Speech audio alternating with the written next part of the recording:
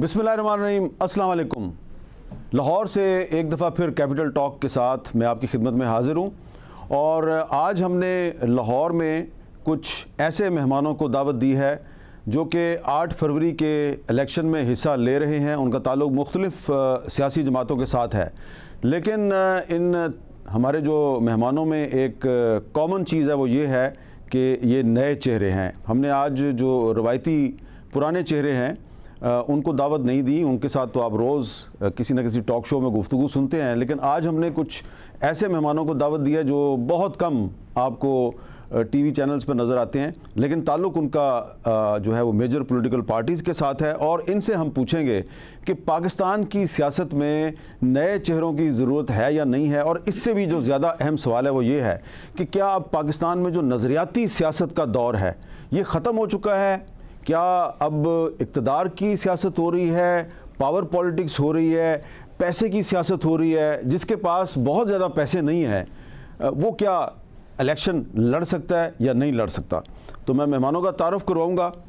हमारे साथ मौजूद हैं मोहतरमा सबा दीवान साहबा, पाकिस्तान तहरीक इंसाफ की कैंडिडेट हैं PP 148 लाहौर से जी। उनके साथ हैं मोहतरमा डॉक्टर ज़ेबा वड़ाइच साहबा, जमात इस्लामी से उनका ताल्लुक़ है और वो उम्मीदवार हैं NA 122 लाहौर से, जनरल सीट पे इलेक्शन लड़ रही हैं। पहली दफ़ा जमात इस्लामी ने लाहौर से जनरल सीट पर किसी खातून को अपनी पार्टी का टिकट दिया है। हमारे साथ मौजूद हैं जनाब फैसल अयूब खोकर साहब, मुस्लिम लीग नून के कैंडिडेट हैं, PP 168 से, बहुत पढ़े लिखे नौजवान हैं, यूनिवर्सिटी ऑफ टोरंटो से बिज़नेस मैनेजमेंट में इन्होंने तालीम हासिल की है।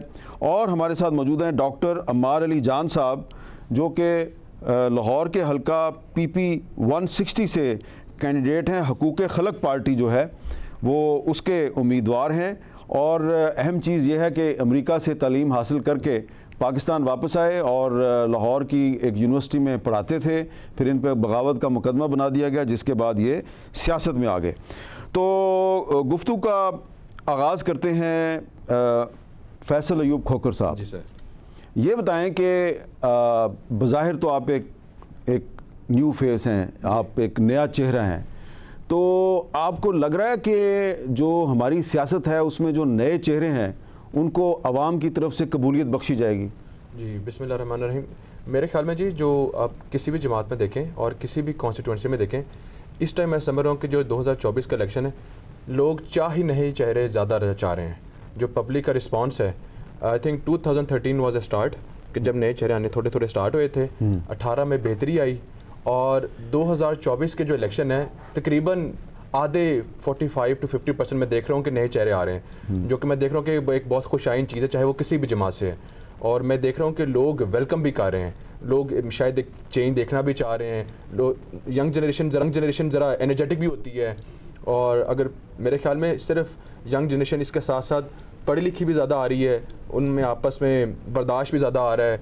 This is something positive from all the parties, तो जो मैं देख रहा हूँ तो जी पब्लिक एक्सेप्ट कर रही है, बिल्कुल कर रही है। अच्छा, हमारे प्रोग्राम में आज 2 ख़वातीन हैं जो जनरल सीट पे इलेक्शन लड़ रही हैं, और इस दफ़ा जो हमारा जो 8 फरवरी को जो इलेक्शन होने वाला है इसमें ख़वातीन बड़ी तादाद में जनरल सीट पर इलेक्शन लड़ रही हैं। और जो कुल वोटर्स हैं उनकी तादाद 12 करोड़ 85 लाख है, मर्द वोटर्स की तादाद 6 करोड़ 92 लाख से ज़्यादा है, और ख़वातीन वोटर्स की तादाद जो है वो 5 करोड़ 93 लाख से भी ज़्यादा है। यानी कि 53% जो हैं वो मर्द वोटर हैं और 46% ख़वातीन वोटर्स हैं। तो सबा दीवान साहबा, आप तहरीक इंसाफ की तरफ से इलेक्शन में हिस्सा ले रही हैं, तो आपने अपनी कैंपेन का आगाज़ कर दिया है, तो आज जब आप लोगों में गईं तो आपको क्या रिस्पांस मिला?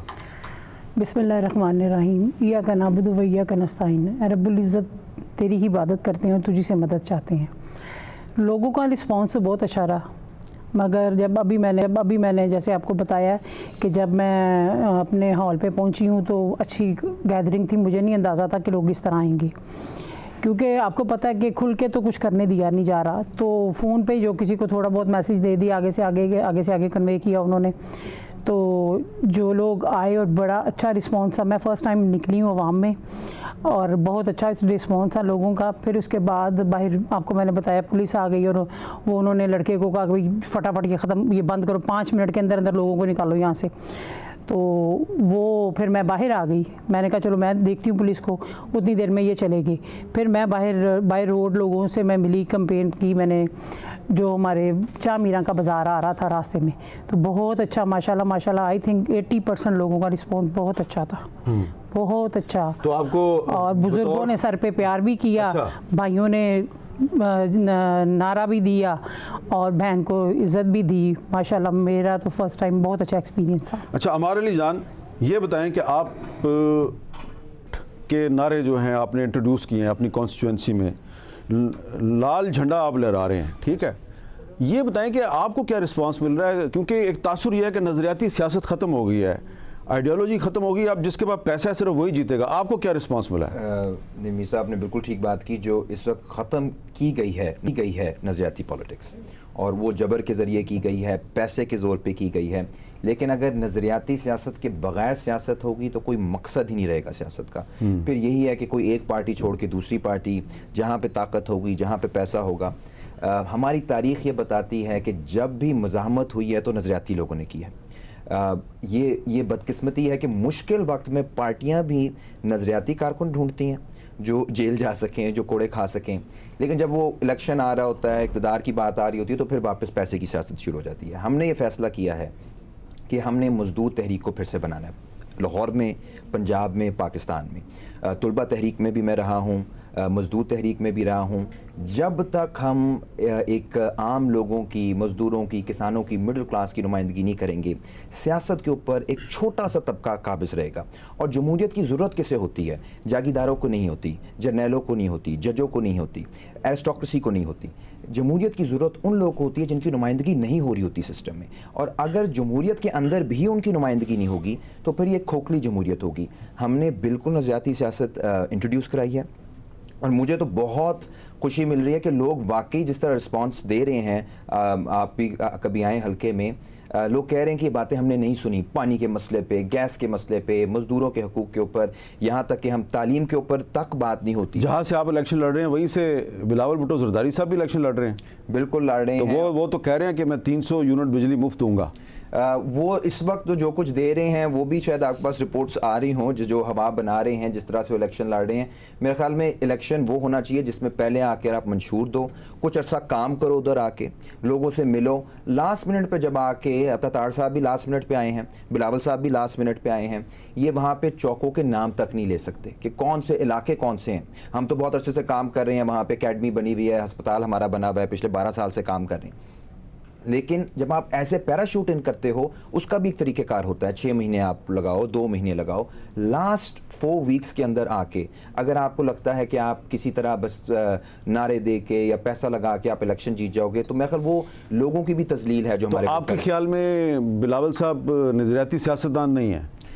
देखिए, नज़रियाती सियासतदान वो होता है जो उसका मौक़िफ़ अपोजिशन में होता है। वही मौक़िफ़ तब भी हो जब डील हो चुकी हो। एक डील की बुनियाद पे आपको अपना मौक़िफ़ नहीं। तो अब क्यों फिक्र हैं? जी, तो एक सवाल आपसे बनता है, अगर आप बुरा ना मनाएं। जी जी, आपके वालिद साहब तो अभी तक पीपल्स पार्टी में हैं। बिल्कुल हैं। और वो देखिए, मैं जो कुछ भी हूँ अपने वालिद साहब, वालिदैन की तरफ से हूँ, लेकिन मैं समझता हूँ मैंने अपना रास्ता खुद उसका तयन करना है। और सुन्नत इब्राहिमी भी यही है। हमने खुद फैसला किया। मैं अपनी फैमिली से बहुत मोहब्बत करता हूँ। उन्होंने एक फ़ैसला किया हुआ है। उन्होंने 80 की दहाई में, आप जानते हैं, मेरे वालिद साहब ने मारे भी खाई, मिलिट्री कोर्ट्स में उनके ट्रायल भी है। उनकी एक इमोशनल वाबस्तगी है पीपल्स पार्टी से। लेकिन जब तक मुझे ये नज़रिया नहीं पता चलेगा कि हमने जागीरदारी का क्या करना है, इस सिस्टम के ख़िलाफ़ कैसे हमने लड़ना है, वो बयानिया ही नहीं आएगा, तब तक मैं उस पार्टी को मैं नहीं ज्वाइन कर सकता। मुश्किल रास्ता हमने चुना है, लेकिन यही रास्ता है, इसी रास्ते पे चल के इंशाल्लाह जीतेंगे। अच्छा, डॉक्टर ज़िबा बड़ाई साहबा, सबसे पहले आप ये बताएं कि आप जब जमात इस्लामी की कैंडिडेट बन के आपने कैंपेन शुरू की, आप लोगों में गई, तो लाहौर शहर जो है वहाँ पे पहली दफ़ा जमात इस्लामी ने जनरल सीट पे एक खातून को टिकट दिया। आपको कैसा रिस्पांस मिला? असल बात है कि जिस कॉन्स्टिट्यूंसी में मुझे नॉमिनेट किया गया है कि पिछले 20 सालों से मेरा हल्का दर्स है। अच्छा। और इसमें अल्लाह के करम से मेरा बहुत दावती, मैं by profession I am a gynaecologist. अच्छा। और मैंने अपना profession basically for the spreading of the message of Quran जो है वो मैंने उसको वो पेशेंट्स की मैनेजमेंट तो कर रही हूँ, लेकिन ये कि इसको मैंने बेसिकली इस काम के लिए अपना वक्फ किया। और अपने इस सर्कल में मेरा बेसिकली ये जो हमारी कॉन्स्टिट्यूंसी है ये पढ़े लिखे तबके की और ये एलीट और ये इंटेलिजेंशिया की एक इलाका है। बेसिकली अगर आप देखें डिफेंस का, कैंट का, तो ये वो सारे पढ़े लिखे लोग और इंटेलिजेंशिया के लोग हैं। और यहाँ पर आज पढ़े लिखे अफराद की पजीराई है। और हमारा मुल्क कलमा तैयबा के नाम पर लिया गया था, कुरान से मोहब्बत भी है और कुरान पहुँचाने वालों की मोहब्बत भी हमारे माशरे में मौजूद है। आपका क्या ख्याल है कि नज़रियाती सियासत ख़त्म हो गई है या अभी बरकरार है? देखिए जी, नज़रियाती सियासत की बात ही नहीं है, ये खित्ता ही कलमा तैयबा के नाम पर लिया गया था। ये नज़रिया नहीं है, ये हमारा ज़ाब्ता हयात है, ये हमारा कोड ऑफ लाइफ है।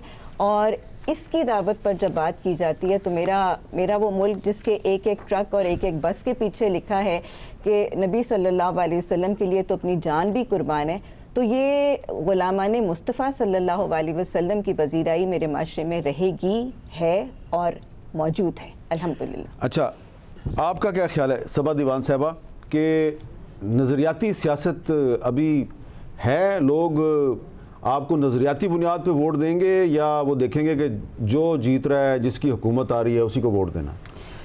देखें हामिद मीर साहब, हमारा जो जिस पार्टी से मैं लड़ रही हूँ ना, वो एक नज़रिया है। उसको आप ये नहीं कह सकते कि वो नज़रियाती इस लिहाज से है कि एक ने कहा, दूसरे ने कहा, तीसरे ने कहा, इस पर चलते चलते चलते आगे बढ़ गई। नहीं, ये खान साहब ने हमको एक विजन दे दिया हुआ है और ख़ान साहब का काम अब ख़त्म है। अब ये हम लोगों का काम है उस विजन के मुताबिक अपने आप को लेके चलें। तो मेरे ख्याल में तो मुझे नहीं लगता कि ये नज़रियाती इस लिहाज से कि किसी का पहले देखें कि हमारे फादर, मेरे अब्बू, मेरे वालिद साहब जो थे वो पहले पीपल्स पार्टी में थे, मेरे हस्बैंड खुद पीपल्स पार्टी में थे। अपने हस्बैंड को मैं और मेरे बच्चे मोटिवेट करके तो इधर लेके आए थे पीटीआई में। और ये आई थिंक तकरीबन 2015 जी 2015 की बात है।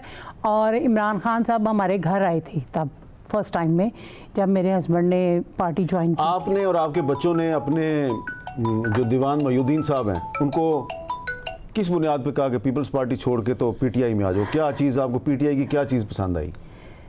पीटीआई की चीज़ आप इमरान खान का नज़रिया पसंद आया हमें। इमरान खान की जो बातें हैं वो लोगों के दिलों में घर कर गई, मेरे बच्चों के दिलों में घर कर गई। इमरान खान, तब मेरे हस्बैंड जो थे असम्बली के मेंबर थे, आज़ाद कश्मीर असम्बली के, अभी भी हैं, तो इनको तब वो भी थे पीएम के एडवाइज़र, वो भी थे। तो मेरे बच्चों ने ख़ुसूसन अपने बाप से यानी इस बात से उनको किया कि आपके लिए ये जिस पार्टी में आप जा रहे हैं वो सियासत देखें। और मेरे हस्बैंड जब पीटीआई में जब ये नून लीग और पीपल्स पार्टी का जो इनका कंबाइन है ना इकट्ठा, अभी उनका मिलके लड़ रहे हैं, वो इनका जो आपस में कंबाइन है ना, वो मेरे बच्चे और मेरे हस्बैंड कहते थे जब आई थिंक 2018 में या 15 में इलेक्शन जो हुआ ना आज़ाद कश्मीर का, 5 साल हामिद मीर साहब इस सीट का इलेक्शन नहीं हुआ, 5 साल ये सीट खाली रही असम्बली में। जब भी वो आज़ाद कश्मीर से वो कहते थे कि ये इलेक्शन करवाई सीट पे, तो यहाँ से कहते थे जी लॉ एंड ऑर्डर की ना वो हालतें सही, वो सूरत हाल ठीक नहीं है। ठीक है। अच्छा खोकर साहब, आपसे मेरा ये सवाल है जी सर कि ये क्या बात दुरुस्त है कि ये अब सिर्फ पावर पॉलिटिक्स होती है, नज़रिए की सियासत ख़त्म हो गई है? सर मेरे ख्याल में देखें, आजकल तो बड़ों के दूर की बात, आजकल तो जो बच्चे हैं ना वो भी आपसे सवाल करते हैं। Time has changed. आजकल तो बाहर का एहतसाब बाद में होता है, आपके अपने घर में ही जो बच्चे हैं ना वो स्कूल्स में जाते हैं, सबसे पहले तो वही आपके एहतसाब कर लेते हैं। तो पावर पॉलिटिक्स से ज़्यादा तो मेरे ख्याल में आप इस टाइम नज़रिए की पॉलिटिक्स हो रही है, इस टाइम घर घर की पॉलिटिक्स हो रही है। आपका बच्चे ही आप घर से निकले हैं तो वो आपकी एक्टिविटी देखते हैं, सबसे पहले वही पूछ लेते हैं बाबा वाई नवाज शरीफ। तो you have to explain him, you can not just कि नहीं बेटा लकीर के फ़कीर हैं। दे वांट आंसर्स, जैसे पब्लिक आंसर मांगती है, आजकल तो बच्चा भी आंसर्स मांगता है और उनको बताना पड़ता है, उनको शौर करना पड़ता है। हर किसी की मैडम साहबा हैं, अली जान साहब हैं, आप सब हैं, इनका अपना अपना नज़रिया, अपनी अपनी जमात है, लेकिन पब्लिक डिसाइड करती है। और मेरे ख्याल में पावर पॉलिटिक्स किसी किसी कॉन्स्टिट्यूंसी में होता होगा, लेकिन as far as Lahore is concerned, Lahore में कोई इस टाइम बरादरिज़म भी नहीं है। मेरी नज़र में पावर पॉलिटिक्स भी नहीं है। इस टाइम जमातों के वोट हैं, इस टाइम वर्किंग के वोट है, परफॉर्मेंस के वोट हैं। लाहौर में बहुत ज़्यादा चीज़ें इस टाइम वेरी करती हैं। इस टाइम तो अब एक जमात जिसको कहना कि पहले तो सुनते थे ना फलानी जमात खंबे को भी टिकट जीतेगा, अब वो सियासत नहीं रहेगी। 2024 में आप बहुत ज़्यादा डिफरेंस देखेंगे। आप देखेंगे कि जिसने अपना हल्का संभाला, जो 5 साल लोगों के बीच में रहा, पावर पॉलिटिक्स तो तब बना जब लोग दबका लगाया और लोग चुप हो गए। आप कौन से लोग, आप कौन सा ज़माना है? आप तो उनको पता है कि हमने 5 साल बाद। तो आप ये एडमिट करते हैं कि 8 फरवरी को लोग डर और खौफ के तमाम जो रुकावटें हैं उनको तोड़ के वोट डालेंगे और अपनी मर्ज़ी से वोट डालेंगे? एब्सोल्युटली, मैं ये बात को एग्री करता हूँ कि ये जो 2024 का इलेक्शन आ रहा है ना, आप बैलेट बॉक्स के बाहर तक जो मर्जी उनसे मर्जियाँ करवाएं, जब बैलेट बॉक्स के अंदर वोट डलता है ना तो उनकी मर्जी चलती है। वो अपना गुस्सा 5 साल का निकालता है, वो अपने हल्के का निकाले, अपने उम्मीदवार का निकाले, अपने लीडर का निकाले, वो आप बक्से को नहीं चेंज कर सकते। ठीक है, इट मैटर्स। हमारी मैं यहाँ थोड़ी सी बात कहूँगी मीर साहब, ये जो ये कह रहे हैं ना बक्से को चेंज नहीं कर सकते। दीवान साहब का इलेक्शन आई थिंक 14 में था, जो दीवान साहब ने जब हम सुबह पहुँचे ना पोलिंग स्टेशंस पे, 700 वोट बक्से के अंदर मौजूद था और 800 की सीरियल शुरू हो रही थी। तो मेरी जो बच्ची जब हमने वहाँ बिठाई हुई थी उसने हमें फ़ोन किया कि जल्दी यहाँ पे आएँ। ये तो कहते हैं कि वोटिंग हो गई है, तो मैं तो 7:30 बजे यहाँ आई हूँ, तो ये 700 वोट तो बैलेट बॉक्स में मौजूद है। बात है ना, अब तो ऐसे नहीं होगा। मगर मैं आपको एक और नहीं, अब देखें, हमें निकलने की इजाज़त नहीं है। कैसे लोगों के पास मैं जाऊँ, क्या कैसे मांगूँ लोगों से वोट? कल थोड़ा सा लोगों को मोटिवेट करने की कोशिश की है। सुबह 4 बजे मेरे वालिद साहब को घर से उठा लिया। मेरे वालिद साहब 80 साल के बुजुर्ग हैं। आप ये सोचें कि जब ठठरती सर्दी में उस बुजुर्ग को खानी में 40 बंदों ने रेड की मेरे वालिद साहब के घर पे, और दीवारें फांद के उनके घर के अंदर गए हैं, और जो भी मोबाइल्स बच्चों के, मेरी भाभियों के हाथों से छीन के मोबाइल्स, ये क्या है? अच्छा, क्या आप इसको क्या कहते अच्छा हैं? ये जो किताब आपके सामने पड़ी है, रूल बाय फियर, है जी, ये किताब जो है ये शाया हुई थी, रूल बाय फियर 2021 में शाया हुई थी, ठीक है ना? 2021 में हुकूमत थी इमरान खान साहब की। तो आपने ये रूल बाय फियर लिखी थी, तो जो अब सबा दीवान साहबा जो कह रही हैं, सूरत हाल वही है या कोई चेंज आई है? मैं एक तो आपके साथ इज़हार यकजहती करता हूँ, ये बिल्कुल ऐसे सूरत हाल है, हमारे हल्के में भी हुआ। अभी भी वो तो थाने में ही है, अभी भी वो घर नहीं आए। ये टोटल अनएक्सेप्टेबल है। ये बुजुर्गों के साथ हो रहा है, औरतों के साथ हो रहा है, हमारे हल्के में हो रहा है, PPI 160 में हुआ है, PTI के हमारे दोस्तों के साथ। और ये एक साइकिल है जिसको हमें तोड़ना पड़ेगा। जो ये किताब लिखी गई थी उस वक्त लिखी गई थी जब PTI दौर में भी लोगों को पकड़ा जा रहा था। मुझे यूनिवर्सिटी से निकाला गया, सेडिशन का आप पे बगावत का मुकदमा भी PTI के दौर में बना? बिल्कुल बना। आपको नौकरी से भी PTI के दौर में निकाला गया। लेकिन देखिए अल्हम्दुलिल्लाह जब PTI पे मुश्किल वक्त आया 9 मई के बाद, जो पहला इवेंट हुआ मिलिट्री कोर्ट्स के खिलाफ, वो हमने लाहौर हाई कोर्ट में करवाया, जिसमें कुर्द साहब को भी लेकर आए और हमने कहा ज्यादती जो हो, हमारा मसला PTI नहीं है, नून लीग नहीं है, कोई पार्टी नहीं है, मसला लड़ाई, जुल्म से लड़ाई है। जो भी जालिम होगा उसके खिलाफ हम खड़े हो जाएंगे। इसी तरह जब एक हमने ह्यूमन राइट्स कॉन्फ्रेंस की, जब खदीजा शाह वगैरह पकड़े गए थे उनके लिए सितंबर में, तो मुश्किल हालात में हम बोले हैं। ये एक पूरा एक हिस्ट्री है कॉलोनियल टाइम्स से कि हमारे जो कुछ इदारे हैं उनका ख्याल है कि आपने अगर लोगों को कंट्रोल करना है तो वो कोई आइडियोलॉजी के ज़रिए ना करें, सीधा खौफ के ज़रिए करें, खौफ के ज़रिए आप हुकूमत कायम करें। और ज़िबा वड़ाई साहब, आपने अब तक जो कैंपेन किया है, तो लोग जो हैं वो क्या चाहते हैं आपसे कि आपको वो अगर इलेक्ट करते हैं तो आपने उनके लिए क्या करना है? जी, इश्यूज़ तो सारे हलकों के वही हैं जो इस हलके में हैं। अगर आप देखें तो बहुत ज़्यादा बड़ा इशू जो हमारे यहाँ चल रहा है वो हेल्थ के इश्यूज़ हैं, हमारी एनवायरमेंटल पोल्यूशन के इश्यूज़ हैं। हेल्थ के इश्यूज़ में अगर मैं देखती हूँ तो मेरे हलके में कैटेगोरिकली 2 क्लियर कट तबके हैं, एक बहुत ज़्यादा हाई फ्लाई और बहुत ही ज़्यादा एलिटिस्ट तबका, और एक बिल्कुल ही डिप्राइव्ड और अंडर प्रिविलेज तबका। लेकिन दोनों तबके जो हैं वो क्राइसिस का शिकार हैं।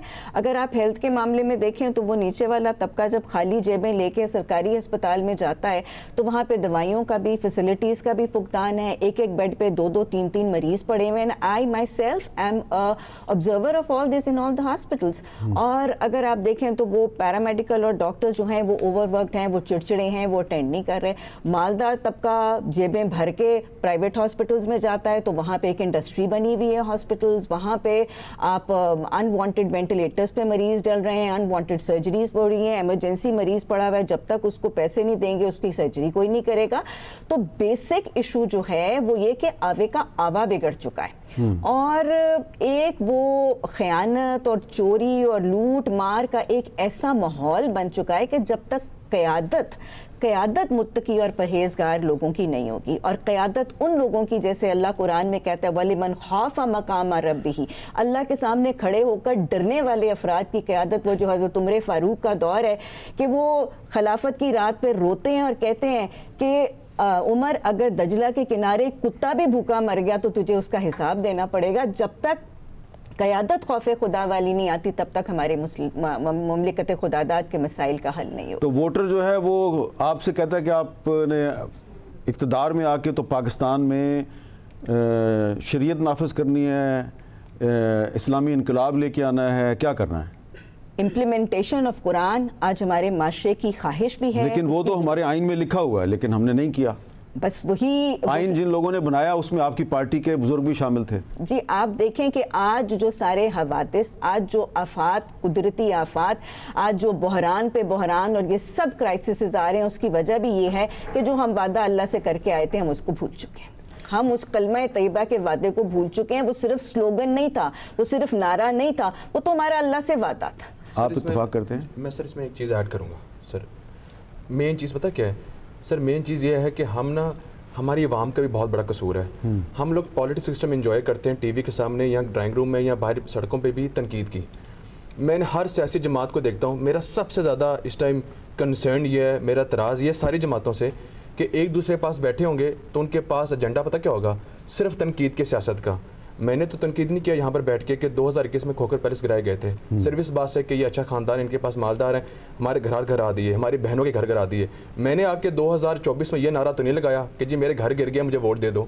ठीक है जी, मैं ये मानता हूँ कि तनकीद की सियासत ना करें। इस टाइम जो जमातें इस टाइम वोट मांग रही है ना, उन्होंने परफॉर्म करके दिखाया। Let the performance decide. ठीक है जी, हम लेकिन आप ये तो मानते हैं कि 2021 में जो आपके साथ हुआ, जो हमारे लिए जान के साथ हुआ, वो 2024 में किसी और के साथ नहीं होना चाहिए? सर एब्सोल्युटली किसी की जमात के साथ भी ऐसा नहीं होना चाहिए। जो भी जमहूरी जमात है उसके साथ नहीं होना चाहिए, लेकिन जो भी इंतशारी जमात है उसके बारे में पूरी उसके पूछताछ होनी चाहिए, उनसे पूछना जाना चाहिए, चाहे वो कोई भी है, किसी भी जमात का अगर इंतशार है। आई डोंट से कि पूरी जमात अगर कोई खराब है। आपको इनकी मैं बात काट रही हूँ, आप 9 मई का वाक़या ले लें। 9 मई को बेगम यास्मीन राशिद मुसलसल, उनकी वीडियोज़ हैं उनकी, मुसलसल वो गाड़ी पे ये कह रही हैं कि ये दीवान साहब ये लोग हमारे नहीं, ये कहाँ से आ गए हैं लोग, वापस आओ, अंदर नहीं जाना, वापस आओ, हमारा सिर्फ यहीं तक हमने वो एहतजाज करना है, आगे नहीं जाना। पता नहीं कौन लोग थे, आगे कौन चला गया। और अगर आप ये बात करते हैं ना कि डिलीवर करने की, तो इमरान खान ने बहुत डिलीवर किया है। आपकी जो MNA की कैंडिडेट हैं वो कौन है? हमारी MNA की ये आलिया हमजा। तो आलिया हमजा साहबा की वीडियो आपने देखी है 9 मई के जी, वो क्या कह रही? नहीं, मैंने नहीं आलिया हमजा की वीडियो देखी। नहीं देखी आप? नहीं देखी मैंने। मैं आपके साथ अब क्या बहस करूं? हाँ जी, उनकी मैंने वीडियो नहीं देखी, मैंने यास्मीन राशिद की देखी। और चूंकि वो मेरे हस्बैंड की गाड़ी के साथ उनकी गाड़ी थी, मेरे हस्बैंड भी गाड़ी के ऊपर ही बैठे हुए हैं, नीचे नहीं उतरे। अब 9 मई से लेके आज 9 महीने हो गए मेरे हस्बैंड घर नहीं आए। आपके इस वक्त हस्बैंड भी जो है वो नहीं है, वो यहाँ नहीं आते, और आपके वालिद साहब भी गिरफ्तार? मेरे वालिद साहब भी गिरफ्तार है और मेरे भाई भागे हुए हैं सारे। अच्छा, अगर आप वो ये बात करेंगे ना कि कारकर्दगी पे, अगर कारकर्दगी पे बात होगी तो कारकर्दगी तो बड़ी दूर तक जाएगी। तो फिर अगर आप फर्ज करेंगे आप इलेक्ट हो जाती हैं जी, तो आप अपनी पार्टी के साथ खड़ी रहेंगी इंशाअल्लाह ताला? मैं देखिए मीर साहब खत्म कराने के लिए आप वफादारी बदल दें? नहीं मीर साहब, नहीं। मेरे हस्बैंड मुझे शायद मेरा जो फैमिली बैकग्राउंड है ना सियासी है, मेरे पेरेंट्स की तरफ से भी। मेरे वालिद साहब भी थे वो भट्टो के ज़माने में वो भी ओहदेदार थे ये इसके। तो अब जो मैं शायद थोड़ा कभी मैं आई नहीं, इतने साल मेरे हस्बैंड ने इलेक्शन लड़े, कभी मैं कैंपेन पे नहीं उनके साथ गई। बेशक मुझे सियासत का इल्म ज़रूर है, मैं 34 साल उनके साथ ज़िंदगी के गुजारे हैं, मगर जब ये अब हालात देखे, मेरे बच्चे कहते थे कि मम्मा ये कैसे, आप क्या करेंगी, तो मेरे हस्बैंड ने एक ही बात की, उसने कहा कि ये सियासत नहीं है, ये मेरा खुदा जानता है, ये जहाद है। अच्छा। मैं इसको जहाद समझ के करता हूँ और तुम भी इसको जहाद ही समझ के करना है तुम्हें। अच्छा जी, यहाँ पे मैंने एक ब्रेक लेनी है और ब्रेक के बाद एक ब्लूमबर्ग की रिपोर्ट आई है, उस पर भी बात करेंगे। ब्रेक के बाद दोबारा मिलते हैं।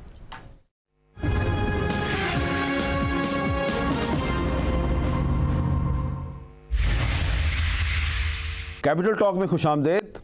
एक आज ही ब्लूमबर्ग की रिपोर्ट जो है वो सामने आई है और ये रिपोर्ट जो है ये कहती है कि गुज़श्ता 3 दहाइयों के दौरान नवाज़ शरीफ ने दीगर सियासी मुखालफिन के मुकाबले पर बेहतरीन अंदाज में मुइशत संभाली। और इसमें यह भी कहा गया है कि एक हालिया सर्वे में जो बानी PTI हैं उनकी जो मकबूलियत है वो 57% थी, 57%, और नवाज़ शरीफ साहब की मकबूलियत थी 52%। लेकिन गुज़श्ता 6 माह में नवाज़ शरीफ साहब की मकबूलियत में 36% इजाफा हुआ है। पहले बहुत कम थी, अब बढ़ गई है। और 30 साल में सियासी मुखालफिन के मुकाबले में नवाज़ शरीफ की जो मुआशी कारकर्दगी है ये बेहतरीन है। नवाज़ शरीफ 8 फरवरी को इक़्तिदार में आने के लिए तैयार दिखाई देते हैं और बानी PTI अब भी मकबूल सियासतदान है लेकिन जेल में है। पाकिस्तान में महंगाई 30% के करीब है। पाकिस्तान इस वक्त IMF के बेल आउट पैकेज पे निसार कर रहा है। आने वाली हुकूमत को अवाम में गैर मकबूल पॉलिसियों को इख्तियार करना पड़ सकता है, ये जी कह रही है रिपोर्ट। तो इसमें मैं अमार आपसे सवाल करता हूँ कि ब्लूमबर्ग जो है वो कह रहा है जी कि नवाज़ शरीफ साहब की इकनॉमिक पॉलिसीज़ बड़ी अच्छी हैं और उनकी मकबूलियत बढ़ रही है। आप को कैंपेन में कोई इसके आसार नज़र आ रहे हैं? देखिए, एक तो बिल्कुल भी नज़र नहीं आ रहे क्योंकि इस वक्त लोग जो तंग हैं महंगाई की वजह से। हमारे इलाके की अगर मैं बात करूँ, ओवरऑल लाहौर की बात है, पानी जो है पीने के काबिल नहीं है, गैस इस वक्त नहीं आ रही। तालीमी इदारा हमारे हल्के में तो पिछले 40 सालों में एक नया सरकारी तालीमी इदारा नहीं बना और वहाँ जीना तो मुश्किल है ही, मरना भी मुश्किल है। इलाके का नाम भी तो बताएं ना। ये चुंगी अमर सद्दू, कैंची अमर सद्दू, ये सारा एरिया जो है ये तो गरीबों का इलाका है, इसलिए उसको लोगों ने ज़्यादा मैं उस पर तवज्जो नहीं दी। और कब्रिस्तान तक नहीं है लोगों के लिए, जो जीना तो मुश्किल है, मरना उससे ज़्यादा मुश्किल है। तो ये हालात हैं इलाके के, लेकिन ओवरऑल भी पाकिस्तान के अंदर लोग इस वक्त खुश नहीं है। ब्लूमबर्ग का अगर मैं आपको बताऊँ, मेरा तो उनसे नज़रियाती इख्तिलाफ है। उनकी पूरी जो पॉलिसी है वो IMF वाली है, फ्री मार्केट वाली, कि बस आके आपने लेबर राइट्स ख़त्म करने हैं। जिसने ज़्यादा निजकारी की, जिसने ज़्यादा फ्री ट्रेड की, यानी बाहर से चीज़ों को आने दिया, वो बंदा बेहतर है मईशत को कंट्रोल करने में। और जो लोग थोड़ी सी इसकी मुखालफत करते हैं वो शायद कोई सोशलिस्ट हैं, कोई माजी के लोग हैं, हमें ज़्यादा ओपन करना पड़ेगा। और अभी भी क्योंकि अब पाकिस्तान जो है वो 1 ट्रिलियन रुपीज़ तो सिर्फ IPPs के हमने देने हैं 2024 में। तो जो वाहिद प्लान है इनके पास वो 2 ही प्लान है। एक, वो मज़ीद निजकारी करेंगे, मज़ीद जो हमारे कौमी इदारे उनको बेचा जाएगा। दूसरा, जो UNDP की से ज़्यादा एक इंपॉर्टेंट रिपोर्ट आई थी वो ये थी कि सालाना जो पाकिस्तान में अशराफिया को मराहत मिल रही हैं वो $17.4 बिलियन, यानी 2700 अरब रुपए सालाना मिल रहे हैं अशराफिया को। ये फलाही रियासत है अमीरों की और गरीबों के लिए पीछे कुछ बचता नहीं है। सोशलिज्म फॉर द रिच भी इसे कहा जा सकता है। और एंड में जो बोझ है इन अयाशियों का वो उठाना पड़ता है गरीबों के बच्चों को टैक्स के ज़रिए, महंगाई के ज़रिए। इस वक्त जिमखाना क्लब या कोई भी आप इस तरह का ले लें, वह साल की जो उसका टैक्स है, साल का 900 कनाल की जगह है, साल का टैक्स है 5000 रुपया। और एक बंदा, गरीब बंदा जो 40,000 रुपये कमा रहा है, 35,000 कमा रहा है, उसका घर का किराया सिर्फ 25,000 रुपया है। इस तरह की मईशत को अगर ब्लूमबर्ग बेहतर कह रही है तो फिर हमें ब्लूमबर्ग को भी रद्द करना चाहिए, IMF को भी, और हमें अपना कोई मुतबादल इकोनॉमिक प्लान लेकर आना पड़ेगा। जी खोकर साहब। सर, मैं तो सबसे पहले ये कहूँगा कि यकीन माने सियासतदान इस चीज़ में बड़ा मासूम है, चाहे वो किसी भी जमात से है। हर कैसे बकरी बना होता है बेचारा सियासतदान। और यकीन माने आपने अगर पकड़ना है ना, सबसे पहले आप ब्यूरोक्रेसी को पकड़ें, आप सबसे पहले जुडिशरी को पकड़ें। आपको हर चीज़ में वो ज़्यादा बेनिफिट्स लेते नज़र आएंगे। बस क्या है कि उनकी गर्दन हमारे हाथ में है। हम कहते हैं कि जब अपना इलेक्शन गुजारना है खामोश रहें। हमारी गर्दन उनके हाथ। आप हर चीज़ ये देख लें कि कोई भी बेनिफिट्स हैं वो ब्यूरोक्रेसी इंजॉय करते हैं। मुझे तो ये भी नहीं पता था कि जो एक MPA की पे है, मैं समझता था बहुत ज़्यादा पे है, बड़े ज़्यादा बेनिफिट्स हैं, लेकिन आप तसव्वुर नहीं कर सकते कि इतना तो अब आम पे चल रही है। और आप कितनी पे है वैसे आपको पता है? तकरीबन मेरे ख्याल में 1.5-2 लाख के करीब पे है। अच्छा, 1.5-2 लाख पे है एमपीए की, लेकिन इलेक्शन में तो वो करोड़ों रुपए लगा देता है, वो कहाँ से आते हैं? नहीं, मेरे ख्याल में लिमिट ही सिर्फ इस टाइम 40 लाख की एमपी की है, 1 करोड़ की है, एक एमएनए की है। एक मीसा मैं आपको एक बात बता दूं, सॉरी, ये अगर आप देखें ना, जो एमपी एमएनए है किसी भी गरीब इलाके का, अपने का भी कर दूं, वो इलाकों में तो गैस नहीं, पानी नहीं, बिजली नहीं, कुछ नहीं, उन्होंने लेकिन अपनी जो हाउसिंग सोसाइटियां बनाई है ना इलेक्ट होने के बाद, वो पेरिस की तरह। अच्छा, जरा इनको बात अपनी पूरी करने दें। अच्छा, मैं इस बाबत थोड़ा ऐड कर दूं कि हम पे सबसे ज़्यादा तनकीद होता था कि यार इन्होंने ना इतने ज़्यादा इन्होंने ये सोसाइटीज़ बनाई, चीज़ें भी बनाई। अल्हम्दुलिल्लाह मैं बिजनेसमैन, सबसे ज़्यादा जो हमने अल्हम्दुलिल्लाह बिजनेस किया ना वो अपोजिशन में किया। और मैं समझता हूँ कि हमारी खुशकिस्मती है कि हम बच गए, वरना इन्होंने कहना था कि हुकूमत बनाए। थोड़ी सी आपके साथ बात आपकी फिर मैं बात काटूंगी। अब हमारी पार्टी में कुछ ऐसे मीर जाफ़र थे जो आपके साथ मिले हुए थे, उन मीर जाफ़रों की वजह से आप लोगों को हमारी वो जो आपका कारोबार था ना, उन मीर जाफ़रों की वजह से वो बढ़ता गया। मीर जाफ़र वही है जिसको इमरान खान जी, जो इमरान खान की जेबें थी, वसीम अकरम प्लस कहते थे। नहीं, जो खुद को कहते हैं कि हम इमरान खान की पॉकेट्स थी। अच्छा, हाँ, वो अच्छा, डॉक्टर ज़ेबा साहिबा, आपका क्या ख्याल है कि जी आप भी कैंपेन कर रही हैं, क्या वाकई नवाज शरीफ साहब की इकोनॉमिक पॉलिसीज़ जो हैं वो बाकी जो पॉलिटिकल पार्टीज हैं उनसे बेहतर हैं? जी, असल बात यह है कि नताइज हमें मुल्क में नज़र आ रहे हैं। गुर्बत पहले से ज़्यादा, पर कैपिटा इनकम फॉल करती जा रही है, एजुकेशन बद से बदतर होती जा रही है। सारे के सारे निज़ाम, अगर हम ये कह दें कि चंद सड़कें बन गई और कुछ ब्रिज बन गए और कुछ फ्लाईओवर्स बन गए और मुल्क जो है वो बहुत तरक्की की तरफ चल पड़ा, तो असल बात तो ये कि हम देख रहे हैं हमारे कर्जे भी बढ़ते चले जा रहे हैं, इन्फ्लेशन जो है वो रुकने का नाम नहीं ले रही, और बाकी जो हमारे सारे माशी मामलात हैं वो हम सबके सामने हैं।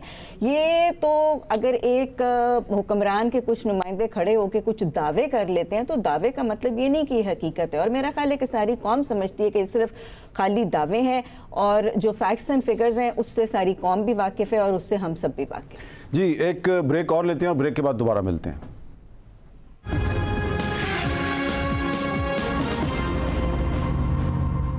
कैपिटल टॉक में खुशामदेद। हम आज गुफ्तगू कर रहे हैं लाहौर में, और हमारे साथ कुछ नए सियासी चेहरे हैं और ऐसे चेहरे हैं जो आपने इलेक्ट्रॉनिक मीडिया पे उनको कम देखा होगा।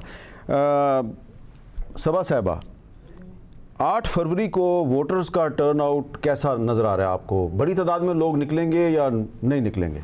जी, मुझे उम्मीद है कि वो लोग बड़ी तादाद में निकलेंगे। वो इसलिए कि लोग ना दुबक के बैठे हुए हैं और वो वोट का इंतज़ार कर रहे हैं, क्योंकि उनके पास एक ही ये रास्ता है अपने आप को, अपनी वो कहते हैं जिसको जुनून निकालने का, अपना गुस्सा निकालने का, और एक ही रास्ता है उनका ना। अगर इलेक्शन फेयर एंड हो गए, फ्री एंड फेयर्स, जैसे कि वो हमारे वज़ीर आज़म भी कह रहे थे कि जो आजकल हैं कि भाई आपको इलेक्शन वो फ्री एंड फेयर इलेक्शन होंगे और आप लोगों को सबको इजाज़त है। इजाज़त तो जितनी है वो तो आपको मैंने बता ही दी है, जितनी जिस हद तक इजाज़त है हमें।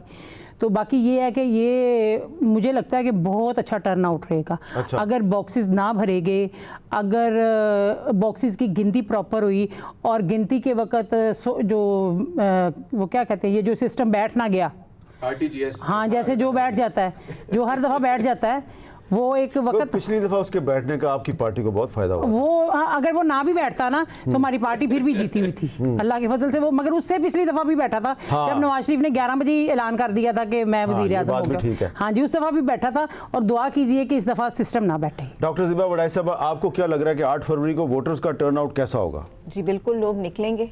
मैं तो जितना भी निकल के देख रही हूँ एक बहुत पॉजिटिव रिस्पांस है, और लोग मुतहर्रिक हैं, लोग तब्दीली चाह रहे हैं, लोग अल्लाह से दुआएं भी कर रहे हैं, और लोग भरपूर कोशिश कर रहे हैं कि मुल्क के हालात बदले, क्योंकि जिस एक्सपोनेंशियल रेट के साथ मुल्क के हालात बद से बदतर हो रहे हैं, this is I feel they have the last chance, they want to make a final try कि ये so you think that this election is the last chance? अपनी कोशिश लोग बचाने की, मुल्क को बचाने की कोशिश पूरी करना चाहते हैं। आपका ख्याल है कि 8 फरवरी को आम आदमी का वोट जो है वो पाकिस्तान को स्टेबलाइज कर सकता है? स्टेबलाइज बिल्कुल कर सकता है, अगर मुल्क के लोग एक सही रास्ते पर चलें, अपने इरादे, अपने लगन, अपने फ्रेम्स ऑफ माइंड को चेंज करें, और अल्लाह की खातिर अपनी नियतों को खालिस करके मुल्क को बचाने के लिए, और जिस मकसद के लिए मुल्क बचा था उस मकसद के लिए अल्लाह से वादा वफा करके निभाने के लिए निकलेंगे, तो अल्लाह का हुक्म होगा और कुन फयकून। और वैसे मैं आपको बता दूँ, ये मुल्क कायम रहने के लिए बना था, नाउमीदी कुफर है, मायूसी गुनाह है। अल्लाह ने खुद कहा युज़हिरहु अला दीन कुल्लिही वलौ करिहुल काफिरून। फैसल अयूब खोखर साहब, 8 फरवरी को टर्न आउट कैसा नज़र आ रहा है आपको? सर मुझे तो इंशाल्लाह ताला बहुत अच्छा होएगा। मुझे सबसे पहले समझ नहीं आ रही कि 8 फरवरी को मजलूमियत का दावा कौन करेगा, जिसने 5 साल अपोजिशन काटे, जिन्होंने 1.5 साल अपोजिशन काटी, या जो जमात में ही नहीं आए। बल्कि 5 साल ये कह रहे हैं कि हम भी मजलूम हैं, वो कह रहे हैं वो भी मजलूम है, वो कह रहे हैं इसमें फिर बेनिफिशरी कौन था 5 साल में? ये भी तक सवाल है ना। हम कह रहे हैं कि मैं तो समझता हूं जो बेनिफिशरी थे, जो पीटीआई की हुकूमत के 5 साल में जो बेनिफिशरी थे, क्या आपके ख्याल में वो अक्सर बेनिफिशरी पीटीआई छोड़ नहीं गए? नहीं, मेरे ख्याल में तो कि बेनिफिशरी पूरी पीटीआई जमात है। देखे ना, कहते हैं कि अगर तनकीद हम पे होती है तो उनसे भी पूछा जाए कि कौन है जो पैसा करोड़ों अरबों रुपए जो यहाँ से बाहर ले गए, करोड़ों अरबों रुपए जिन्होंने तोहफे लिए, मतलब कि बेनिफिशरी हम तो नहीं रहे ना। ये रोना धोना का दावा तो हमें करना चाहिए। 5 साल ऑपोजिशन तो हमने काटे हैं। अब केयर टेकर गवर्नमेंट आती है, वो कहते हैं जी वो भी हमारी है। ये तो हर एक का रोना धोना है। जो हुकूमत से निकल जाता है वो कहता है जी मैं रो पड़ा, मैं मर गया, मुझे निकाल दिया। 18 महीने पहले आप लोगों की 18 माह की हुकूमत थी आपकी, और उसमें आवाम रो पड़ी है। वो आप कभी हमारे हल्के में जाएं तो लोगों का हाल देखें। ये 18 पीडीएम की हुकूमत आप लोगों की थी ना, उसमें नून लीग थी, पीपल्स पार्टी थी, आप लोगों की थी। तो लोगों रो पड़े हैं, लोग रो पड़े हैं। लोगों ने वो क्या कहते हैं खुदकुशियाँ कर रहे हैं लोग, और बहुत बुरे हालात है लोगों के। बिजली आप देख लें, इमरान खान बिजली को कहाँ छोड़ के गया था? अब 90 रुपये का यूनिट है, 90 रुपये का यूनिट है। गैस का बिल लोगों का 25 हज़ार रुपये गैस का बिल आ रहा है, कैसे अदा करेंगे? एक बंदा जो 1000, 1200, 1500 रुपये दिहाड़ी लेता है, उसने बच्चों को रोटी भी खिलानी है, स्कूल भी लेके जाना है, और पेट्रोल भी डलवाना है। पेट्रोल की हालत आपके सामने है। मेरे ख्याल में ये उस दिन से स्टार्ट हुआ है 2017, जिस दिन सुबह 11 बजे स्लाइड चली थी ना, वज़ीर आज़म नवाज शरीफ नहल, उस दिन से आज तक ये मुल्क स्टेबल ही नहीं हो पाया। दैट डे एंड टुडे 6 साल में मुल्क स्टेबल ही नहीं हो पाया। आपने फिगर्स मैच करने तो उन फिगर्स को मैच करें। अच्छा, हमारे लिए जान, आपको क्या नज़र आ रहा है कि इलेक्शन डे पे वोटर्स बड़ी तादाद में निकलेंगे या नहीं निकलेंगे? देखिए, निकलेंगे। अगर रोकने की कोशिश की गई तो बहुत मसाइल पैदा होंगे, अदम इस्तेकाम होगा। ऐसा बिल्कुल भी नहीं होना चाहिए। मैं ख्याल अगर तो लोगों को ऑप्शन मिलेगी, लोग बहुत बड़ी तादाद में निकलेंगे। और दूसरी बात यह है कि लोगों में गुस्सा है। लोग चाह रहे हैं कि नए चेहरे भी हों, नई सोच हो। मैं ख्याल जो हमारा भी स्लोगन है कि चेहरे नहीं निज़ाम को बदलो। लोग वाकई निकलना चाह रहे हैं, कुछ बेहतर करना चाह रहे हैं। लेकिन एक बात मैं अब ज़रूर ये इसमें ऐड करना चाहूँगा कि ज़रूरी नहीं कि उसके बाद स्टेबिलिटी आ जाए, क्योंकि जो इस वक्त माशी हालत है वो इस तरह की है कि जो हुक्मरान तबकात हैं, किसी भी पार्टी का हो, उसके अंदर ये ख्याल है कि हम बोझ अवाम पे डालेंगे। क्योंकि जैसा ब्लूमबर्ग की रिपोर्ट ने छोटी सी बात की, मुश्किल फ़ैसले, ये मुश्किल फ़ैसले एलिट्स के लिए नहीं होंगे, अशराफिया के लिए नहीं होंगे। ये मुश्किल फ़ैसले पिछले कई सालों से अवाम के लिए ही मुश्किल फ़ैसले। इसलिए अवाम को मुनज़्ज़म होना पड़ेगा, लोगों को आपस में इत्तेहाद करना पड़ेगा, तंजीम साजी करनी पड़ेगी। जिस तरह 60s 70s के अंदर आम लोग की बहुत बड़ी बड़ी ट्रेड यूनियंस होती थी, स्टूडेंट यूनियंस होती थी, औरतों की तंजीमें, किसानों की तंजीमें, वो थी जो अवाम के हकूक़ का तहफ़्फ़ुज़ करती थी। जब तक वो मुनज़्ज़म नहीं होंगी ये लड़ाई मुश्किल है, क्योंकि एक तरफ एक तबका तो बहुत ज़्यादा मुनज़्ज़म है, अवाम गैर मुनज़्ज़म है। हमारा काम होना चाहिए। आपके ख्याल में लेफ्ट और राइट को इकट्ठे होना पड़ेगा? अवाम के हक में जो भी है उसको साथ चलना पड़ेगा। और बुनियादी जो एजेंडा है, जो मैनिफेस्टो है, जो अवामी इश्यूज़ हैं, स्पेशली इकोनॉमिक इश्यूज़, की मईशत इस वक्त सबसे बड़ा इशू आ रहा है हमारे लिए, और उस पर मेरा ख्याल हमें लेफ्ट पे खड़ा होना पड़ेगा। हमें जो ये फ्री मार्केट फंडामेंटलिज्म है, जो ब्लूमबर्ग IMF से आ रहे हैं, बाहर से पढ़ के कुछ आ जाते हैं टेक्नोक्रेट्स, और हर बारी वो कोई एक दवाई देते हैं और उसका नुकसान होता है बार बार, फिर भी हम उसे रिपीट किए जा रहे हैं। उसको ख़त्म करके हमें अपना मुतबादिल प्लान देना। डॉक्टर ज़ेबा साहब, आप एग्री करती हैं हमारे से? जी, असल बात यह है कि मैं तो एक ही बात से एग्री करती हूँ, ज़मीन अल्लाह की है, उस पर हाकमियत अल्लाह के दीन की कायम होनी चाहिए। इस ज़मीन पर अल्लाह का निज़ाम नाफिज हो, कुरान आइन बने, कुरान दस्तूर बने, कुरान निज़ाम हुकूमत बने, यही हमारे लेकिन ये तो मैंने पहले भी आपसे कहा कि हमारे आइन में लिखा हुआ है कि कोई कानून पाकिस्तान में कुरान और हदीस के ख़िलाफ़ नहीं होगा। लेकिन आपको पता है कि उसके बावजूद अगर अदालत जो है वो कहती है कि जो रिबा है, यानी कि सूद जो है वो गैर इस्लामी है, तो हुकूमत जो है उसके ख़िलाफ़ कोर्ट में चली जाती है। आप देखें, अगर कॉन्स्टिट्यूशन में जो लिखा है, लेकिन आप अगर अपने निज़ाम कानून को भी देख लें, हमारी कॉन्स्टिट्यूशन 90% वही है जो ब्रिटिश कॉन्स्टिट्यूशन है। हमारा legal system basically Indian penal code है जो चल रहा है। नहीं, लेकिन हमारा कॉन्स्टिट्यूशन कहता है कि रिबा को ख़त्म किया जाएगा। जी रिबा को ख़त्म किया जाए, लेकिन उसके बावजूद हम वो बैंकिंग सिस्टम तो वैसे का वैसे चला रहे हैं। हम उसमें लिख देते हैं कि अदल कायम किया जाए, लेकिन नाइंसाफ़ी, जुल्म, ज़्यादतियाँ, धांधलियाँ, मार पीट, वो सब कुछ वैसे का वैसे चल रहा है। ना हम जो आइन में कुरान के मुताबिक लिखते हैं ना हम उसको मानते हैं, और बाकी हम आइन में और अपने दस्तूर तो में। हमारा मसला मुनाफकत है। जी बिल्कुल सर, मेरे ख्याल में मसला हमारा मुनाफकत ही है और लॉ से ज़्यादा लॉ की इम्प्लीमेंटेशन है मेरे ख्याल में। सिर्फ सर सबसे पहले लेकिन हर किसी चीज़ को ठीक करने के लिए एक स्टार्ट होना चाहिए। स्टार्ट है काजी। आपका मुल्क का काजी ठीक होगा, सब कुछ ठीक होगा। आपकी जुडिशरी ठीक होगी ना, मैं बार बार कह रहा हूँ, I agree with you. Judiciary ठीक होगी, हर चीज़ बिल्कुल ठीक कह रहे हैं ये। अच्छा, ये मुझे बड़ी खुशी हो रही है कि पीटीआई और मुस्लिम लीग नून किसी एक नुक्ते पे एक दूसरे से इत्तेफाक कर रहे हैं। जी मैं वो इस लिहाज से कि जो आजकल हमारी जुडिशरी का हाल है ना, वो आपके सामने है। रातों को अदालतें लगती हैं, ठीक है, और कई वक्त दिन को भी नहीं लगती। इमरान खान के केसेस में आपके सामने सारे हालात हैं कि उसके दिन में भी उसको छुटकारा नहीं मिल रहा, बेकसूर उसको जेल में रखा हुआ इन्होंने। उसके काम देखे, सबसे पहले उसने सेहत कार्ड दिया लोगों को, जो 10 लाख रुपए का कार्ड हर इंसान की पॉकेट में था। गरीब से गरीब इंसान जाके जिस मर्जी हॉस्पिटल में जाके अपना इलाज करवा सकता था। उसके बाद उसने ये जो यतीम बच्चों की कफालत का किया, फिर उसने ये जो वो लंगर खाने खोले, बेशुमार उसके काम है इमरान खान के। तो इस लिहाज से अगर देखा जाए तो इमरान खान पे भी ये बड़ा कठिन वक्त है, और ये जुडिशरी की वजह से है, ये जजेस की वजह से, हाँ जी, की वजह से और किसी की वजह से, ठीक है। अच्छा अमार, आखिर में आप बताएं, आपने भी इज़हार यकजहती किया इनके साथ, आपने एक चीज़ नोट नहीं की कि ख्वाह नून लीग हो, पीटीआई हो, जमात इस्लामी हो, कोई भी पार्टी हो, जो पुराने लोग होते हैं, पुराने लोग जब आपस में बैठते हैं वो ज़्यादा लड़ते हैं आपस में। I agree sir. अगर नए लोगों को बिठाएं तो बड़ी कंस्ट्रक्टिव, बड़ी अच्छी गुफ्तगू होती है। और मेरे ख्याल में ऐसे ही होना चाहिए, ऐसे ही। आपके नज़रिए में इख्तलाफ ज़रूर हो सकता है, मगर आप किसी को अब्यूज़ करने का या किसी से दुश्मनी रखने का आपको हक नहीं होना चाहिए। डेस्टिनेशन सेम है ना, पाकिस्तान की प्रोग्रेस। बहुत अच्छी बात की भाई मीर साहब, और बल्कि इस तरह के शोज़ मज़ीद भी होने चाहिए। और जो बिल्कुल मैम भी जिस तरह कह रही है, नज़रियाती इख्तलाफ लाजमी है, क्योंकि नज़रियात है ना, हर पार्टी का अपना होता है। पार्टी का मतलब ही होता है नज़रियात के ऊपर आप खड़े हो, लेकिन वो दुश्मनी नहीं होती। बिल्कुल ठीक। कोई ऐसी बात नहीं होती, कोई ज़ाती अना है, वो वी ऑल आर पेट्रियट्स, लेकिन हम किसी मुख्तलिफ रास्ते से पाकिस्तान को मंजिल तक पहुंचाना। बहुत बहुत शुक्रिया हमारे अली जान खोकर साहब, आपका भी बहुत बहुत शुक्रिया। आपका भी बहुत बहुत शुक्रिया सबा दीवान साहब, और डॉक्टर ज़ेबा वड़ाई साहब, आपका भी बहुत बहुत शुक्रिया। तो ये आप समझे कि आज मैंने भी एक एक्सपेरिमेंट किया कि बजाय कि मैं कोई बड़े बड़े नामों वाले बड़े बड़े सियासतदानों को अपने प्रोग्राम में बुलाऊं, तो वो उन्होंने वही करना था, पुरानी बातें करनी थी, बड़े तल्ख से लहजे में उन्होंने एक दूसरे की ऐसी तैसी करनी थी। लेकिन हमने उन्हीं पार्टियों से कुछ नए लोग बुलाए, और उन नए लोगों ने, नए चेहरों ने इख्तलाफ किया, शिकवा शिकायत किया, लेकिन कुछ बातों पे उन्होंने एक दूसरे से इत्तेफाक किया। और यही वो ज़रूरत है जिसका एहसास जो है वो वोटर्स को भी करना चाहिए कि अगर वो चाहते हैं कि पाकिस्तान को तब्दील करें तो 8 फरवरी को जिसको भी उन्होंने वोट देना है अपनी मर्ज़ी से वोट दें, लेकिन बड़ी तादाद में अपने घरों से निकलें और अपने वोट को एक हथियार बनाएं, और जिसको वो समझते हैं गलत उसके ख़िलाफ़ वोट डालें, जिसको वो समझते हैं सही उसके हक़ में वोट डालें। और इस इलेक्शन के बारे में बहुत सी बातें हो रही हैं, बहुत से लोग मायूस हैं, उनका ख्याल है बहुत प्री पोल रिगिंग हो रही है, सब कुछ हो रहा है, लेकिन आपका जो वोट है वो वोट कोई ना कोई डिफरेंस क्रिएट कर सकता है, इसलिए वोट ज़रूर डालें। मुझे दीजिए इजाज़त, अल्लाह हाफ़िज़।